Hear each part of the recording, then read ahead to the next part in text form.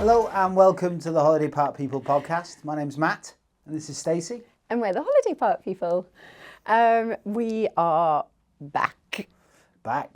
We've had a bit of a break over the winter, but we are absolutely buzzing to be back for 2026. It's been a crazy few months, hasn't it? I would our last say podcast. so. Yeah, a lot's been happening, isn't it? I think it's just been, it's been a busy time for the sector. We've got absolutely loads to talk about today. But yeah, it has been a busy period. I think, when was the last pod we did was just before Christmas, wasn't it? Yeah. So yeah, I think it's been, we could feel it getting busier in December actually, couldn't we? Well, I think for us, November and December were really busy months, weren't they? I mean, it's still a bit of a shift, isn't it, from that operator world? You know, we're used to sort of ramping down, not up in those periods. And, you know, I suppose that's the biggest difference in terms of, there's not really a seasonality here, is there? No. With us, other than perhaps peak is quite aligned. But, you know, before pre-Christmas, we were really, really busy. Flat out. Really, just to emphasise that point, we didn't even have a Christmas do before Christmas. No, we didn't. We just couldn't get it in. We didn't. And I think as well, it's probably because what we've noticed before Christmas, and most certainly in the last few weeks, which we'll talk about, is there are some operators out there that have maybe realised they didn't achieve the results that they wanted to achieve in 2025, and therefore something needed to change in 2026. Yeah. So we had lots and lots of conversations in November and December about supporting additional businesses this year. So I think that sort of added to sort of our workload pre-Christmas. And of course, December's a really short month, so we were getting busy and we wanted to give our team a break because, gosh, they deserved it. Yeah, and they worked with us. I mean, despite the fact that we didn't have a Christmas do, the decision was, do we knuckle down, get everything done and finish on the date that we agreed prior, or do we, you know, go at a normal pace and maybe finish a bit later? And I think everyone wanted a break, so everyone we just pulled together, didn't we? And we got finished, and everyone went off, and by all accounts had a great Christmas, didn't they? Yeah, it was really, really good. But yeah, so we had our team night out in January. Which is nice. And what a night out. We played, but we went and played darts at Flight Club in Manchester. Class. And actually it was really nice as well, because I think we had a right good do, and it wasn't that busy, whereas like in December it would have been rammed, wouldn't it? But it was really nice to just go and have a really chilled time. We had some lovely food and played some darts. And Do you want to tell everyone that you won a game? I did. I know you did. You want to get that? Because you're definitely going to get it in somewhere. He's so bitter. Why are you so bitter? I'm usually awful at darts, absolutely awful. But yeah, I was buzzing. Let me have it. Well, the more drunker you got, the better you got. It's always the same. It's always the same. So no, it was really nice. We had a lovely day out with the team. So that was really good fun. And then, well, January kicks off like event season in the sector, doesn't it? So we went to the Harper conference in London. Brilliant, wasn't it? It was our first, like, whilst we exhibited at the Scottish conference before Christmas. We'd never been to a national Harper event before, and it was absolutely fantastic, wasn't it? It was brilliant. Yeah, it was really like huge credit to the Harper team. Obviously, they launched the Harper rebrand. A huge credit to the team for that event, because it was just absolutely fab. The speakers were exceptional. It was just, and then obviously Omar took a park home, and by all accounts, you know, what a huge amount of effort. Stuck it on the doorstep of Westminster, didn't they? Yeah. It was brilliant. And I think it's like 20 MPs came along, and it was just absolutely a brilliant event from start to finish. The speakers were really, really great, and we'd said this on LinkedIn, but genuinely every conversation we had was positive. Yeah. No, Wasn't it? No, it was. Yeah, it was. And you know, there generally is a feeling in the air, and you know, let's not get ahead of ourselves here. We've got a long way to go, but generally the mood was really positive and Yeah. people were optimistic about the start they'd had and the outlook on this year versus, maybe where they were this time last year or how last year felt. So I think, and I really just hope that, that whole sentiment continues. And Yeah. I think, as well as I do, I think by Easter, I think we'll get a general or a feel for how the year might map out. Seems to be that real first stake in the ground, doesn't it, in terms of how the year might pan out. Yeah, no, I agree. But yeah, there was a buzz in the air, and there is we never get carried away, but and actually we'll talk about trading in a wee while, but I think there's still a lot of positivity. Yeah. I love it. I'm here for it. It's nice to start the year in that way. So so that was really good.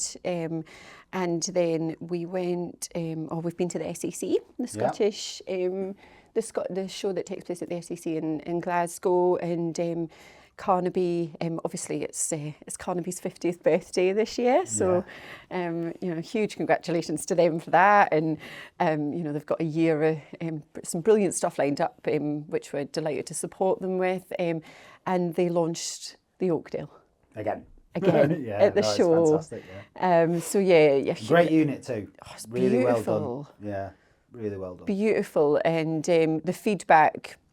Because we were with Carnaby for over a couple of days at the show, and the feedback was ace, wasn't it? Yeah, genuinely from operators, from customers, it was really brilliant. So I'm sure that's going to be. But it wasn't lip service either. Nah. People were, genuinely asking when are these available, when can I, so yeah, fantastic unit, and just one of them units that felt modern.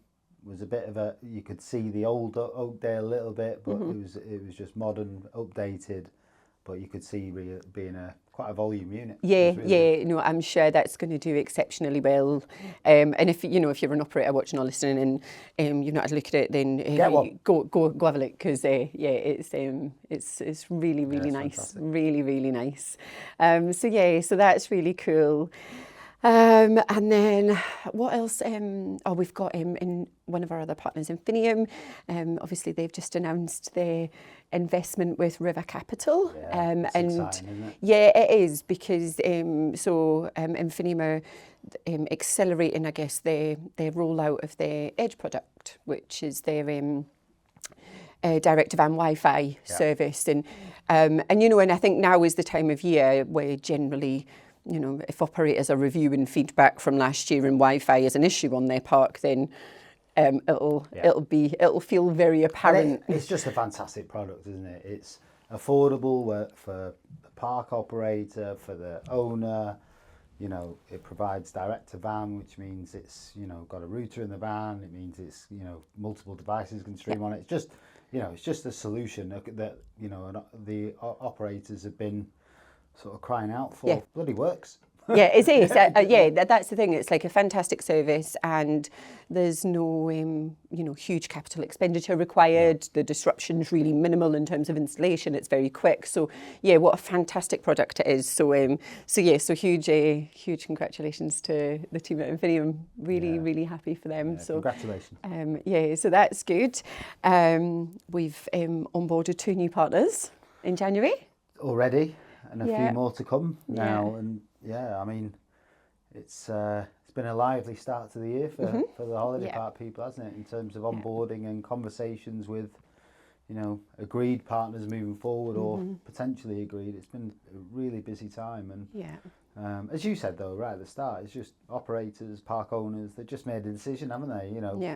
If I want to do something different this year, I need to do some different things, and I think every credit to them for making the decision or considering us to join us on that, for us to join them on that journey, and whether it's us or whether it's somebody else, wish them well, right? I mean, and just hope this year is fantastic for them. Yeah, no, so that's been good. And it's always really nice working in new regions and with different businesses, and it's really good fun. We really love it. So so that would be really cool. And then I guess we've also launched our partnership with ParkView, powered by Booking Experts. I know. Well, that's been. I mean, I'm really happy for that with that one. I mean, it's what a great collaboration. Yeah. You know, and more importantly, I mean, I'm really conscious that, you know, people listening to these podcasts might go, they're on about good people again, but they're just a great bunch, aren't they? And we've met the guys from Holland, and you know, they're all just great people, really tall people. You're short. I know that. But you know, I feel like the average height in Parkview or Bex is at least a foot taller than me. Yeah. You don't need to agree with everything. It's not that hard, really, is it? No. But anyway, nevertheless, a great partnership, and one we're super proud to join them on their journey. Yeah. And you know, yeah, we look forward to working with them all, whether they're in Holland or whether here in the UK. I think it's a system that we're really proud of. It's great technology, isn't it? And you know, we talk a lot about tech in the business, don't we? It's brilliant technology, and like you say, they're a brilliant team of people. They're from the industry, and you know, we talk all the time about people that get it, but they get it. So we're absolutely buzzing to be their consultation partner, and what that means. Is if there are operators out there that have been thinking about introducing the technology to their business, you know, as operators ourselves, we understand that sometimes you might not feel like you've got the time, or you might not feel like you've got the resource. You might feel like there's only certain periods of the year in which you can do it. There is some support that we can provide operators if it's needed to help with the process. So we've got the guys. The guys are joining us in a couple of 2 weeks, aren't they? So we've got the guys on to have a pod with us. So we'll talk about that loads then, and we'll probably provide the opportunity to ask some questions ahead of that, actually, that we can talk through. Yeah. But yeah, there's a bit of information on our website and their website, and some stuff on LinkedIn, etc. So if anyone's got any questions about it, don't hesitate to reach out to them or us. Yeah. But yeah, there'll be loads more to share as that develops. But yeah, super excited. Super excited for that in 2026. It's really cool. Trading's got off to a good start, isn't it? Well, it has. I mean, it's like we were saying earlier, you know, generally it feels good, but, you know, you've got to support that feeling with some actual results, right? And, you know, for us, I think if we only look at the partners that we support, it's been a really strong start to the year. And, you know, from every end of the market, though. Yeah. You know, at the upper end, we're seeing luxury lodge parks delivering 2-3 sales in January, which, you know, we won't get is not easy to achieve when the climate is great, right? But we're also seeing, you know, operators, medium-sized operators, get off the mark really quickly despite the weather. You know, it's been and that's not been on our side for the most part of January. But you know, from a holiday home sales perspective, I mean, we can't complain at this stage of the year, and as I say, we've got a long old way to go, but you know, all the signs are really positive. And then, you know, from the marketing element within holiday home sales, everything's starting to look pretty good. You know, there's a bit of demand there, which we maybe haven't seen at this time of year before. Lead volumes are strong, quality's good. You know, so I think got a lot to be excited about. Yeah, no, it's been really good, because you never, I think we said this in our previous podcast before Christmas, but you never know quite what to expect. And, you know, January is a funny month, isn't it? As everyone like gets over Christmas and stuff, it's a funny month. But yeah, it just feels like there's a bit of positive sentiment. And it's not just us, you know, I think, you know, all the other operators that we speak to that we don't support, they're all saying the same thing. That, you know, it feels positive, and it's just so encouraging to hear. It really is. So, like I said, we're never going to get carried away, and we'll see what the sort of next couple of months bring in terms of outlook for the year. But what are you seeing in the holidays space in the last sort of? I think again, it's been a strong start to the year, because, you know, January from Boxing Day onwards, and January typically always is a a strong booking period for the sector. I think there's really positive indicators. So there's definitely demand there for holidays, which is really, really positive. The late market is very strong. I think, we're seeing that. And I think, the other operators and agents that we talk to are telling us that they're seeing the same thing. I think a little bit further out, there are some periods where we're seeing demand, but that's not quite translating into bookings yet. So I think, people are definitely searching and looking for holidays, but maybe just haven't made their mind up yet. So we're definitely seeing that. And again, I know from speaking to some of our other sort of contacts in the sector, that's something else that's been seen and felt elsewhere. But I think overall it's been a really positive start, and long may that continue for this year. Because to be fair, the start of last year was quite positive, wasn't it? And it was our first sort of winter period as the holiday park people, so we didn't have anything to compare it to, but it was quite strong, and I think we probably sat and had some of the same conversations. But then as we got into spring, there was that things started to dip a little bit, didn't they? So we have to be pragmatic and not get carried away. We're only 6 weeks into the year, but as you say, despite that, there's been snow and there's been storms and everything else that's been going on in from an economic climate perspective, and but despite all of that, it's been good. So long may that continue. And we've already started working on spring. It's just, I don't know, I'm buzzing about it. I just feel like so full of energy. There was a day, weather update time, but there was a day last week where, like, even though it was freezing, the sun was out. And it's my ideal weather, that.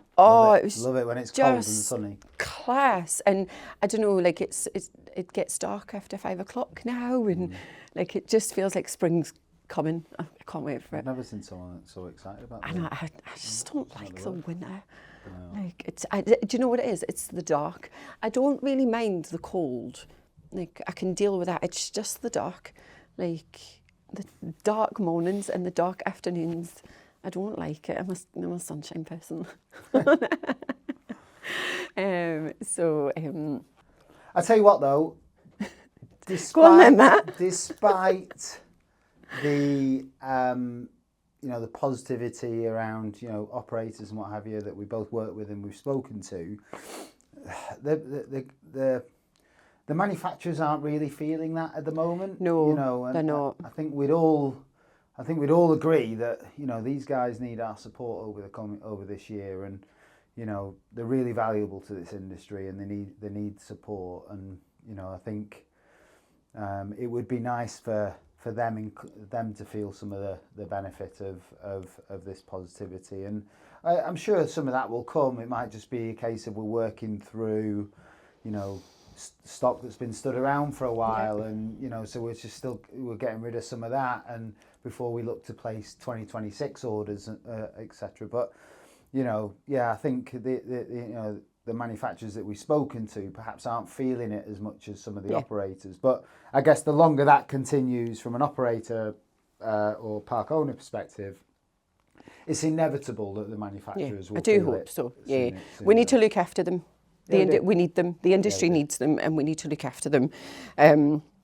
And I think we spoke to Dean from ABI spoke at a Harper meeting recently, didn't he? And for those of you that know Dean, which I'm sure is many of you, he's very candid all of the time, isn't he? And and he was speaking really honestly about the challenges that manufacturers are facing, and and some of the manufacturers are reducing hours, and and it's not good news for the sector, and like you say, there's been a lot of sit in stock, and it's great that that's been worked through, but the manufacturers need some support. And just on that short time working and etc. It's for me. I don't know manufacturing, but I know a little bit about holiday homes, and the thing that worries me is when manufacturers have to go on to shorter time working, etc. Some of those individuals that are in skilled trades within the manufacturers, might not be able to afford to be able to do that. So maybe go off and look for new roles, and we all know that some very big global businesses have entered the Hull as a region, and obviously there's more manufacturers outside of Hull, but there's a lot of them within Hull. But I think it's that, and if they walk, because they need to find more hours, more income, then the worry is then that these guys then have to go out again and look to find, train, etc. Yeah. And you get experience walking out the door, and so I think I'm sure I'm hopefully catastrophizing all that, but it does worry you that if these people that are building these caravans have a lot of experience, and if they're not in a full-time role, and they need to be in a full-time role, then there's clearly concern there that experience might find a new role somewhere else if that's what they need to do. Yeah, no, we need to look after them.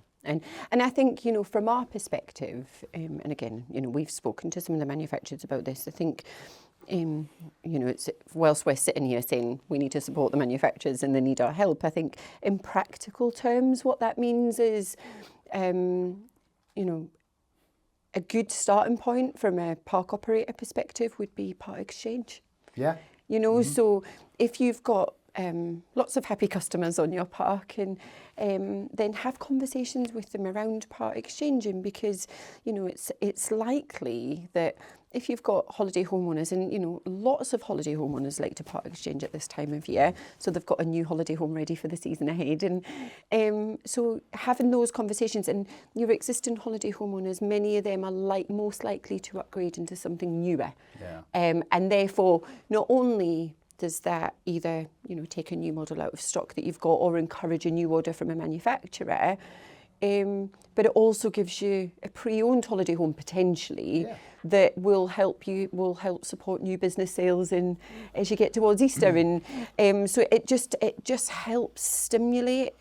Well, I think the thing is, and we've seen this a lot, so we've seen whenever the word part exchange or is mentioned, a lot of operators, for all the right reasons, or park owners, can get a little bit sensitive over communication or marketing or whatever that goes to their owners. But we've seen some great success on part exchange just by informing owners, not selling to them, just informing them that there's stock available and things like that. The owners still have a right to know if they've got a deal on the table, or there's an opportunity to upgrade the holiday home. Yeah, and I think that's the point. Is it's not uncommon that holiday homeowners on parks don't know they've got options to change. Well, we've seen it. We've seen it, haven't we?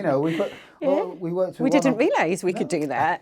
We worked with one operator who's not done a scratch of part exchange. We picked a bit of stock that we knew to be available, and sent their owners something, and with a nice offer on something that hadn't been released to new customers yet. Lo and behold, they sold it. And I think this isn't about selling or getting on the wrong side or doing over communicating to your owners. This is just about good, nice, soft marketing that informs owners of some deals that there might be on the table. And if there's no deals, then fine, great. But or if the owner doesn't want to, or they're not ready, or the unit's not right for them, or whatever. But people have choices, of course they do. But in terms of practical steps, that is most definitely something that that park operators could do that would potentially stimulate a bit of support for the holiday home manufacturers ahead of spring or summer orders or whatever. So we need to look after the manufacturers. So whilst we're talking about holidays demand being positive, I think the thing that we've all got in the background, which you may or may not be aware of, is the tourism tax in England. So obviously the government are proposing the tourism levy, it's a tax, on to holiday in the UK. So it's £2 per person per night, and it applies to adults and children, babies. So if a family of 5 were to take a 2-week break in the UK, it will cost them an extra £100. It's fucking bullshit. It's ridiculous. Bullshit. I'm sorry if the language offends, but it's absolute bullshit. as a holiday maker in the UK, it's going to make you do a load of things. Reconsider whether you go on holiday or go abroad, how much you can literally afford to spend when you're on holiday, Yeah. which will clearly impact not just holiday parks but local communities and Jobs. seaside resorts, jobs. You know, it's just there's no sense to it. I really don't understand it. No. And it's a real shame, you know, Yeah. because I you know, really hope that, you know, through Harper or through any other body that's challenging this levy, they get some traction and get some traction quickly, because, you know, if this comes about, I just think it's disastrous, really. It's nonsense. And I'm thinking about those families of 5 and what have you. It's just rubbish. It's rubbish. It's nonsense, and it is taxing families to holiday in the UK. Yeah. Like, and you know, especially when, you know, consumers are still being squeezed. You know, consumer confidence is still low. Businesses are still dealing with increased costs of operating and keeping the lights on. In what world does it make sense to tax people for going on holiday? Yeah. I mean, they've said the tax is going to go towards it's going to be ring fenced and what have you, but we haven't seen any evidence of that happen in Scotland. No. So why we think it'll be any different here in the UK today is beyond me. So, you know, if you sat on the fence with it all, thinking, oh, that might be a good thing for local communities and what have you, you know, there is no evidence at this stage to suggest that what they're saying will happen will actually happen, because we're not seeing it elsewhere where they said it would happen. Yeah. So yeah, it's really not great. It's not. It's a real challenge, and you know, one that will affect everyone. And you know, Harper are doing a huge amount. Obviously, you know, they feel extremely strongly about it, and they are doing a huge amount to challenge this, lobbying MPs. So, you know, reaching out to your local MP, getting them to come and visit your park, and get them to the park, show them your team, show them your facilities, show them all of the areas of your business that this is going to impact. And I think that this is going to be one of those, you know, legislations, taxes, that prevention is far better than cure. If we do not do enough at this point in time to push back and resist this levy, then it's going to be incredibly difficult to get rid of it when it's in. Mm-hmm. You know, you can't imagine a world where, you know, that tax is going to go away easily. Yeah. You know, it's just madness, and the sector in the industry generally just does not need it. It doesn't deserve it. No. You know, everyone's had a tough time. Yeah. Sorry, I know I've got a little bit opinionated there, but it's, you know, we're passionate about these things because it affects people. Yeah. You know, not only does it affect consumers, but, you know, it really affects all of you. Yeah. You know, it affects everyone, and it's just so unnecessary. So, yeah, we'd really encourage you to challenge it. Yeah. And, you know, as a collective, I'm sure that we can make a difference if we make enough noise. And you know, and it's this whole education piece around MPs. You know, there are a number of, as we mentioned earlier, it was really great to see MPs coming along to the Harper conference, because there are a number of MPs that just don't understand our sector. And that's, you know, the Park Makes Places campaign, and all of that is about education, because, you know, they need to be educated to understand how our sector and the value that it brings to the UK economy. Yeah. I'll get off my high horse for a moment, but, you know, I think it's one of those things that if you're sat on the fence or thinking that it won't happen or what have you, the time to act is right now. Yeah. And we've got the Dyers TV show kicks off I can't wait for that. A week and a bit. I feel like it's been saying coming soon. I think it's the 23rd of February. Is it? Yeah. The day before my birthday, viewers. Just so you all know. Have you ever met anyone in your life that feels the need to tell everyone when it's their birthday, like in 3 weeks' time? Like, so we're like planning meetings, and that's like, oh yeah, it's my birthday that day.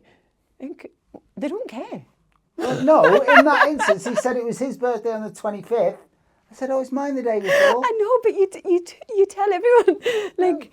Well, now everyone does that. Do you tell...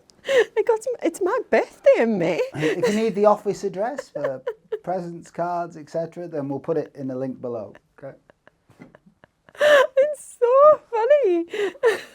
It's. When's your birthday? I'm not telling you. How old are you next time? F off, Matt. I'm the big 4-0 this year. So, yeah. Why'd you do that? Was it nice? I'm very happy about being 40. Yeah. I'll be telling everyone about it. Yeah, you should. If you don't, I will. So anyways, yeah, The Dyers. the day before Matt's birthday, the Dyers TV show is kicking off, and yeah, we're really, really excited to watch it. And do you know what I love, right? Because we talk about positive support for the sector, particularly in a time that the sector needs it the most. And what I love about, Danny Dyers talked about his love for the Great British Holiday, and they've come into the sector, into the industry, they've gotten to understand it, they've got their hands dirty, they've got they really stuck have. right in. They've got to understand customers, they've been really supportive of the manufacturers, like we were talking about before, and really use their influence to, help support and promote the sector.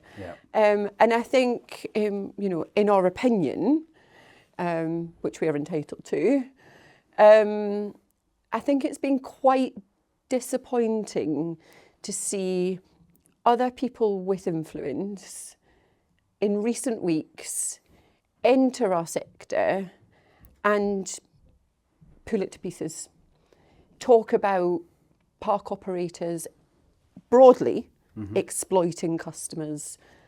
Talk about unfair trading practices. Talk about, for years customers have been ripped off broadly. To make generalised sweeping statements like that when you have influence without providing balance or evidence in a sector that you don't understand. And let's, again, be honest, comparing our sector to property is part of the reason the sector's in some of the mess that it's in the first place. Because it's entirely different. It isn't property. It should never be treated as property. It's entirely different. And I just think it's really frustrating to see it. Does the sector require positive change in spaces? Yes. Would we agree with that? Yes. Are we supportive of it? Yes. But on the whole, the majority of the industry, and look, we'll be the first one to admit that, maybe there is one or two roles out there that maybe don't do the right thing. But on the whole, if we were to use sweeping statements, they're not all like that. No, exactly. And I think I watched, a couple of news episodes where this individual was featured, and just no basis. And what I have yet to see is not any data or where the research is, because I've heard the word research has been conducted. Everybody's yet to see this due diligence, this research that supports the narrative that individual is portraying on an industry wholesale, which and I just. And that's the problem, isn't it? Is that the impact that you can have on a sector when you decide to just make sweeping statements is dangerous, and it's unfair. Because, as you said, we've been very vocal in the past about if there are businesses in our sector that don't operate properly, they deserve to be called out, and that deserves to be in every industry. It's not just ours. Of course, it deserves to be challenged, and of course, we want customers to be treated fairly, but. It's really frustrating. You've got on one hand someone with influence that's doing something really great, and then you've got someone else that instead of approaching it in because we're not sitting here saying people shouldn't get involved and they shouldn't have opinions and they shouldn't challenge things. We're not saying that at all.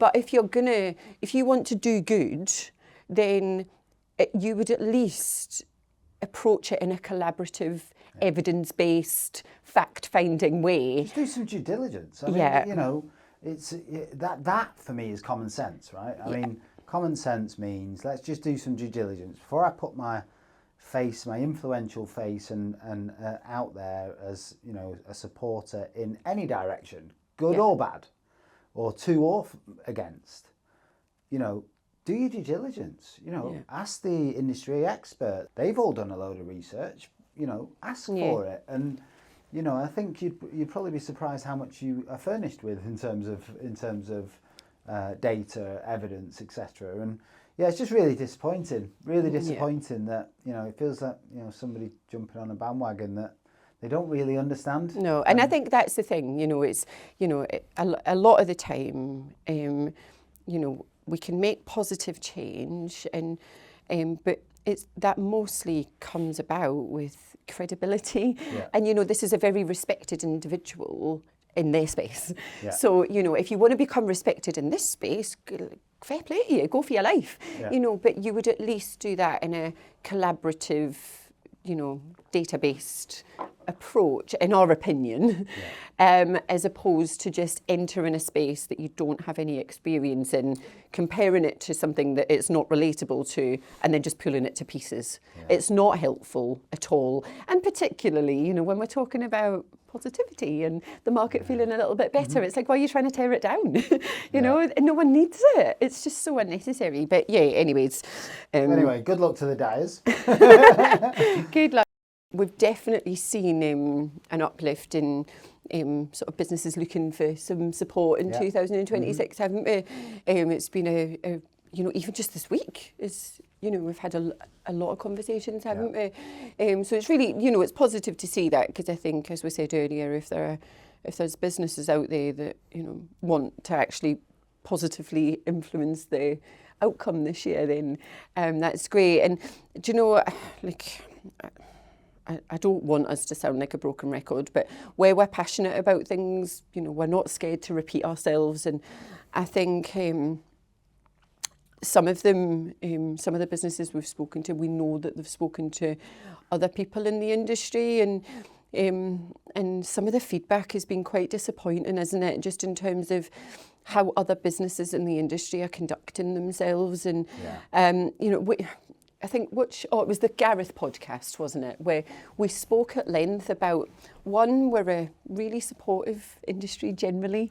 You know, there are other agencies and consultants in the industry that we've got good relationships with, and you know, if we can't help them, if we can't help partners or potential customers, we would pass them on to them. And you know, Gareth talked about it. You know, we don't need to be, you know, we don't need to speak ill of anyone. We don't need to be unkind to each other. It's big enough for us all. And you know, I just think, you know, I mean, we've experienced it firsthand, Matt. You know, there are, you know, other businesses that that work in this industry that have been actively messaging our partners. The thing is, you know, I'll try not to get onto my high horse on this, but you know, these are agencies that, you know, manage multiple channel campaigns and things like that, and they've chosen one of these mediums to get in contact with our clients. But I mean, it's a shame. What's better than that is when we get told from the partners that we support, and you know, it's just a big fat delete, isn't it? Yeah, and I think as well, you know, it's just, so we've seen quite a lot of, like, I don't know, just tactics and behaviour that, I guess, if you're looking for an agency, these are things to look out for. You know, we had a business literally stole all of our website content and our branding, and like, but like word for word, like, that is against the law. And they used it to position themselves as industry experts. Now, the fact that that business could have taken a single penny from anyone, one, it makes us bloody angry, but two, it just scares us to death that, you know, and businesses claiming to work with clients that they don't, and businesses claiming, you know, they're the best. And I just think if there are agencies out there that don't understand the law or have no regard for the law, how can they be trusted with your business? You know, and you all might mock me at times for being, you know, a little miscompliant, and you know, but you know, advertising standards and consumer laws change regularly, and it's our responsibility to stay abreast of them and understand them. It's not just our business we're acting on behalf of, is it? It's others, and I think you're quite right. The statement that you made just then was the right one, which is if they're willing to ignore or have or not aware of the laws, because both are as bad as each other, then and I suppose at the extreme don't care. If they're willing to do that with their own business, what are they willing to do with yours? Yeah. And in a space where there's a huge amount of focus on compliance and transparency, and doing the right things, I think I think it comes back to the thing we've said multiple times, right? If you are considering looking for an agency or anything else, go and do your homework. Speak to a manufacturer. Speak to another trusted supplier. Yeah. Just do it, because there's a few options out there. It's not just us. Go on. Yeah. There's other great people out there, point. great businesses. Go and do your due diligence. Make sure that you ask the right people, and don't just ask one or two. Ask 3, 4, 5 people, and eventually you'll arrive at probably a shortlist that you could maybe start to interview or invite to pick. And it's always good to have a few options, and look at benchmarking. Where I think we've had a few conversations about this week actually when we've been speaking to people. We aren't the only option, and we're not saying that everyone should work with us. No. That's not what we're saying at all. And you know what? We're not the cheapest either. No, and we don't want to be, and and we have between us 35 years of experience to us that has a value. And we've got a really highly experienced team, and so we would just please, if you are considering support at the moment, and we've said this to every single person that we've spoken to in the last week, because it has been raised a few times this week when we've been speaking to businesses that don't know us, and we've never met them before, and they've said that they've met with some other businesses and it didn't feel right, and we just really urge, if you are looking for support, please do your homework before you make decisions, and trust people with your business.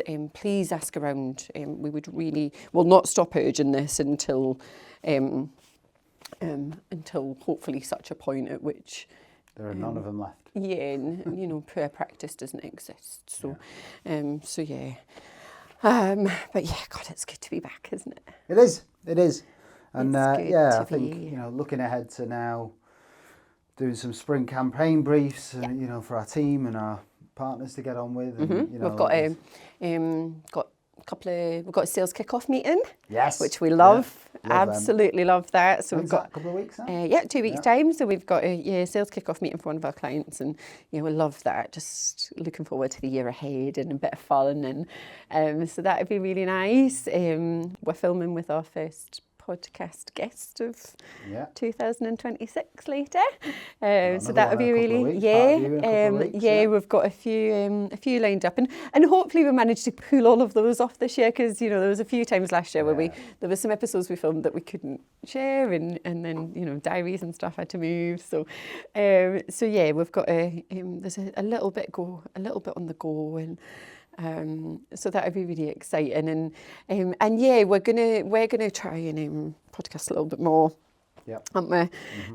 Which would be really cool, and would absolutely love, would love for you to get involved a bit more. So we've got a few question and answer sessions coming up, which we'll share details on LinkedIn, because we'd love a bit of feedback and get our guests involved in some of those as well. Because I think There's a lot going on at this time of year, isn't there? Where people the parks are going, for parks that don't have a 12-month season, they're going to be open before we know it. Yeah. It's no time at all, isn't it? When you think about how quickly, because sometimes January feels about 500 days long, doesn't it?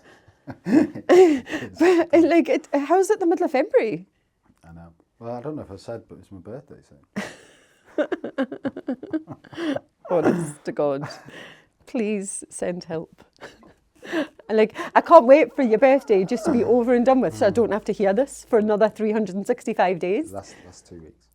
I can't wait for it to be over. And you're off for a week. I am. Not a week. No, not a week. 3 days. Not a week. 3 days. Yeah. Are you doing anything? I've not even asked you. Just say it's half term, so spend a bit of time with Phoenix, really. Looking forward to it. Looking Nice. forward to it. No real plans yet, but we'll make some and we'll do some spare of the moment stuff. And, Yeah, nice. Really looking forward to it. Cool. Looking Yeah, forward no, that'll be good. Yeah. Get a break. We all get a break. Enjoy it. No, brilliant. No, it's really, really good to be back. So, and I suppose the other thing that you're going to hear a little bit more from us this year is if you enjoy our podcast, please subscribe and please share it with someone else that you think might like it. It means a lot, and we'd really appreciate it. And I think over the winter we've realised that we've got like a few silent followers out there. You know, people saying to us when you know we didn't. Why have you not released the podcast in it? Give us a break, man. Oh, It's been Christmas. We didn't know you were a follower. Yeah. So no, but genuinely, if it would really mean the world to us if you could like and share and ask questions and feedback. We love it. And we really appreciate it. So we'd love to hear how your January's gone as well. Love to hear what's happening in your world. So please feel free to update us. We'll catch you next time. Bye for now.